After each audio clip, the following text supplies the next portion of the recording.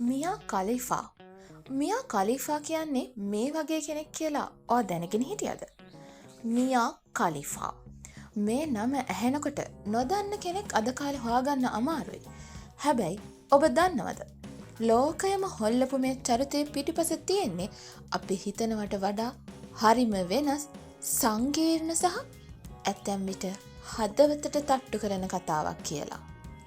අද අපි කතා කරන්නේ බොහෝ දෙනෙක් රූපයට විතරක් පෙම්බැදපු ඒත් ඒ රූපයට එහා ගිය මියා කලිෆාගේ ඇත්තම ජීවිතය ගැනයි.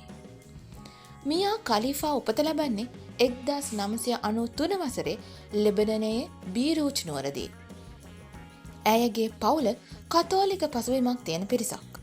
ලෙබනනයේ පැවති යුද වාතාවරණය නිසා 2001 වසරේදී ඇයගේ පවුල ඇමරිකාවට සංක්‍රමණය වෙනවා. පොඩි කාලේ ඉඳන්ම ඉතාමත් දක්ෂ විදියට අධ්‍යාපනය කටයුතු කරපු මියා ඉතිහාසය පිළිබඳ උපාධියක් පවා ලබාගත් බුද්ධිමත් තරුණියක්. බොහෝ දෙනෙක් හිතාගෙන ඉන්නේ මියා කලිෆා අවුරුදු ගාණක් මේ ශාස්ත්‍රයේ රැඳී හිටපු කෙනෙක් කියලා. ඒත් ඇත්තම කතාව ඒක නෙවෙයි. ඇය මේ නිල් සිනමා ශාස්ත්‍රයේ වැඩ කළේ මාස 3ක් වැනි ඉතා කෙටි කාලයක් පමණයි. ඒත් ඒ මාස 3 ඇතුළත ඇය ලෝකයේ අංක 1 ජනප්‍රියම නිලිය බවට පත් වුණා.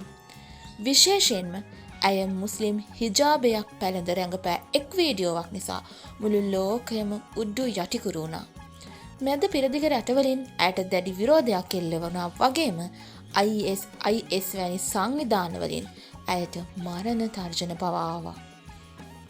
අපි දකින්නේ ඇය සිනාසෙමින් ඉන්න වීඩියෝ වුණාට ඒ කාලය ඇයගේ ජීවිතයේ අතිශය දුෂ්කර කාලයක්. මියා පසුව මාධ්‍ය හමුවේ ප්‍රකාශ කළේ ඇයව මේ ශාස්ත්‍රයට යොමු කර ගැනීමේදී ඇතම් ආයතන ඇයගේ නොදැනුවත්කම සහ අසරණකම ප්‍රයෝජනයට ගත් බවයි. මට දැනුනේ මට මගේ පාලනය නැති වෙලා වගේ. ඇය දවසක් පවසා තිබුණා. ඇය ඒ ශාස්ත්‍රයෙන් ඉවත් වෙන්න තීරණය කරද්දී ඇය උපයාගෙන තිබුණේ ඩොලර් 12,000ක් වැනි සුළු මුදල් ප්‍රමාණයක් පමණයි. නමුත් ඒ ආයතන ඇයගේ වීඩියෝව හරහා කෝටි ප්‍රකෝටි ගණනින් මුදල් හම්බ කළා. ශාස්ත්‍රයෙන් සමුගත්තට පස්සේ මියා තමන්ගේ ජීවිතය අලුතින්ම පටන් ගත්තා.